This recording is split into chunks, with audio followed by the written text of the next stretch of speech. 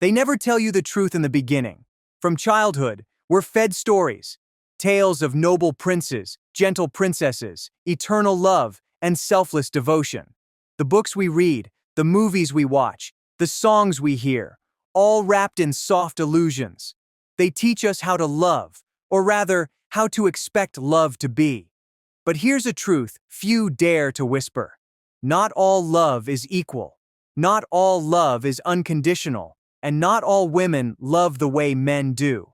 This isn't a war between the sexes. This is not hatred. This is clarity. This is a call to see love without the veil. Because until you do, you will suffer, not because you are unloved, but because you misunderstand what love truly means.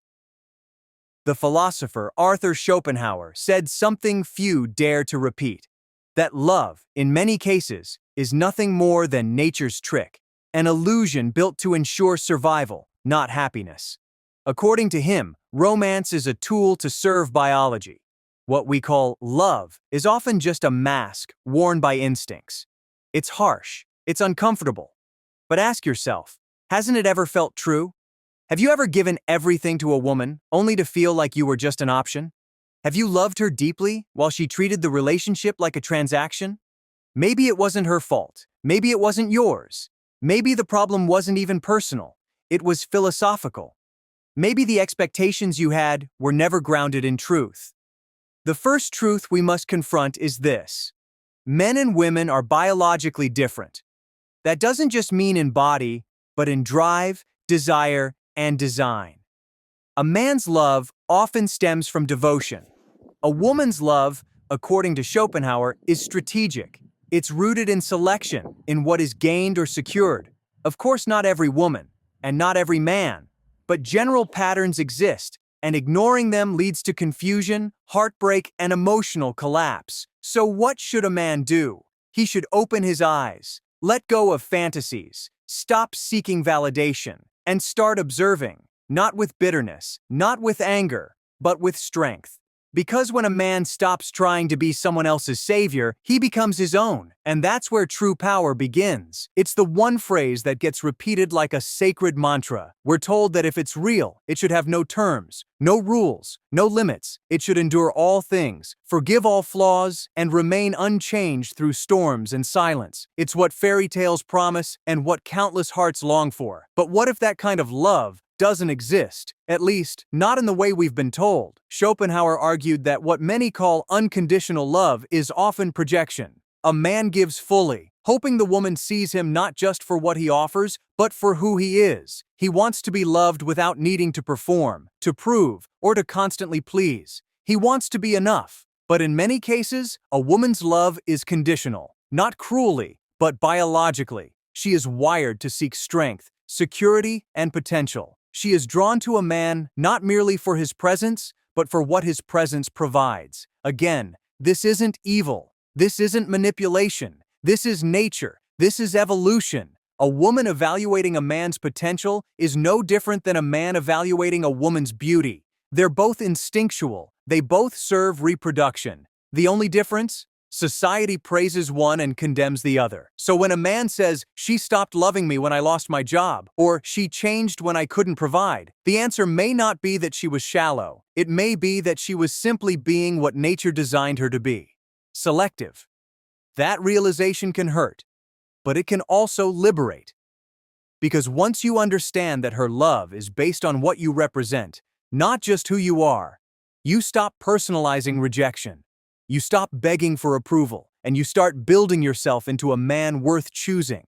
It's not about pretending. It's not about manipulation. It's about alignment between who you are and what you bring into the world. You can't change the rules of nature, but you can master the game. In a world where illusions are sold as truth, awakening is rebellion. But awakening doesn't happen by accident. It requires 3 pillars.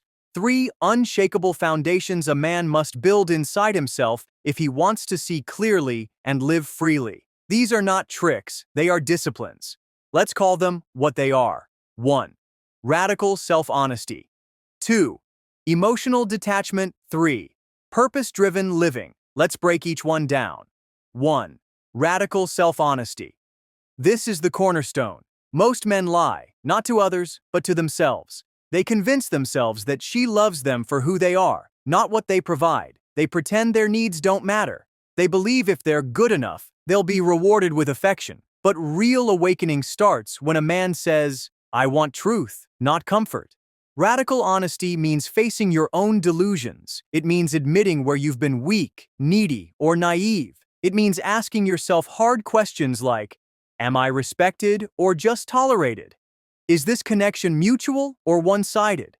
Do I know her or just the version I want her to be? The moment you start telling the truth to yourself, the world begins to change. 2. Emotional detachment.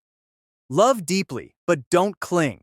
Detachment doesn't mean apathy. It means being rooted in yourself, not shaken by every shift in someone else's behavior. Emotional detachment gives you the space to see clearly, to make decisions not from desperation, but from clarity. When you detach, you become immune to manipulation. You're no longer chasing approval or fearing rejection. You respond, not react.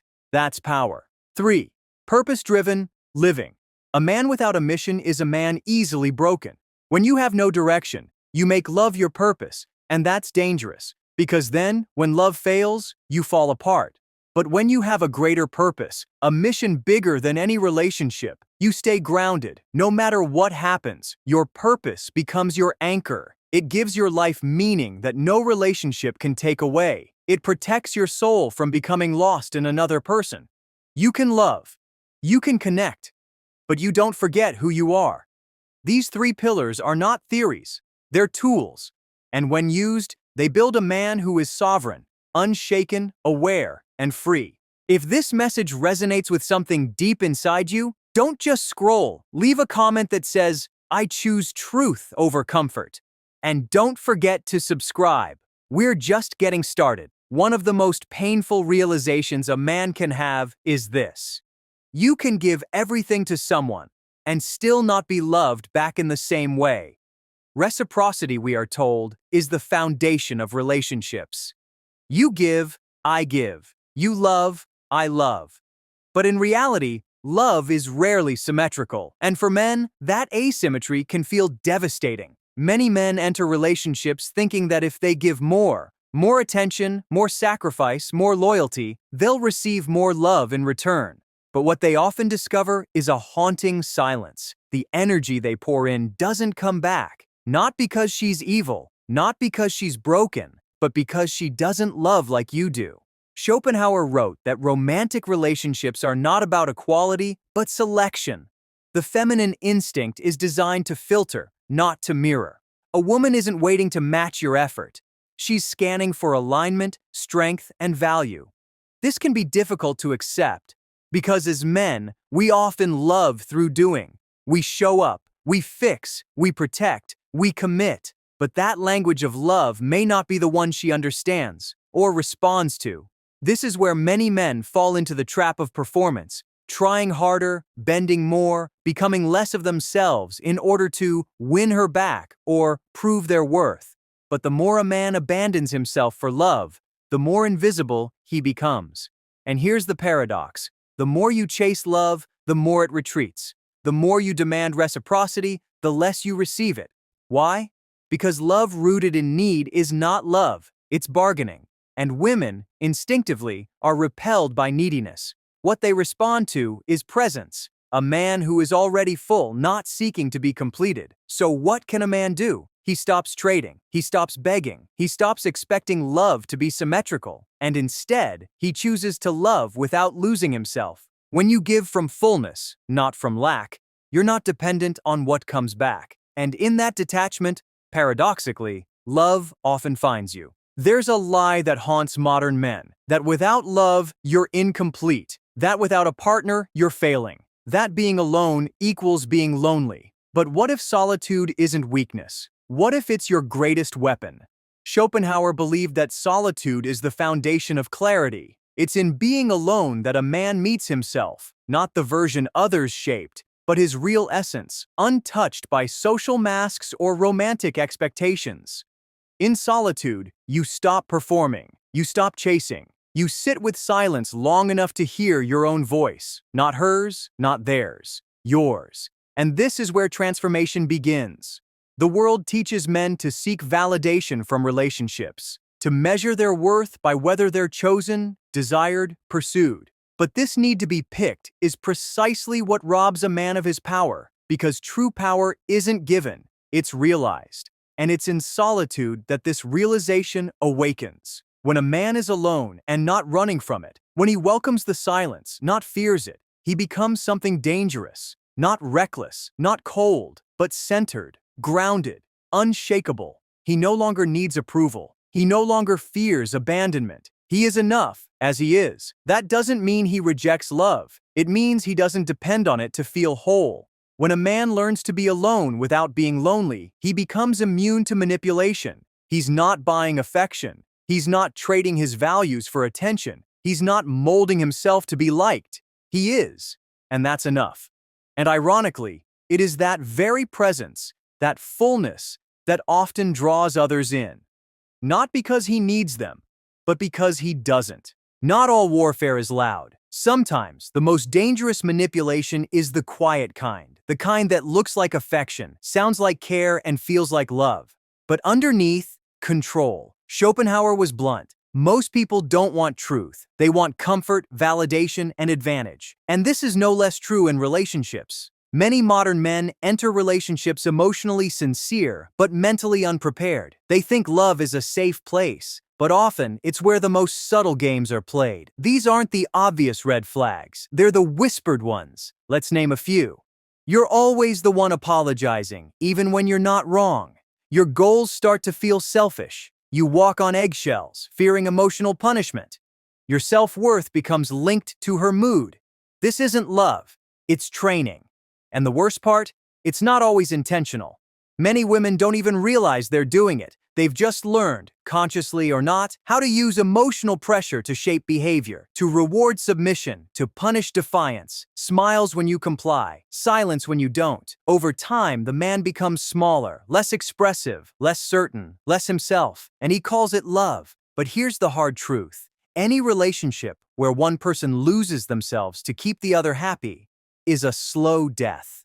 Real love does not need to be managed, controlled, or tiptoed around. It breathes, it allows space, it respects boundaries. It does not ask you to trade your spine for connection. So how do you break the cycle? First, by noticing, naming, calling it what it is. Not normal, not passion, but manipulation. Second, by returning to center, rebuilding identity, reclaiming voice.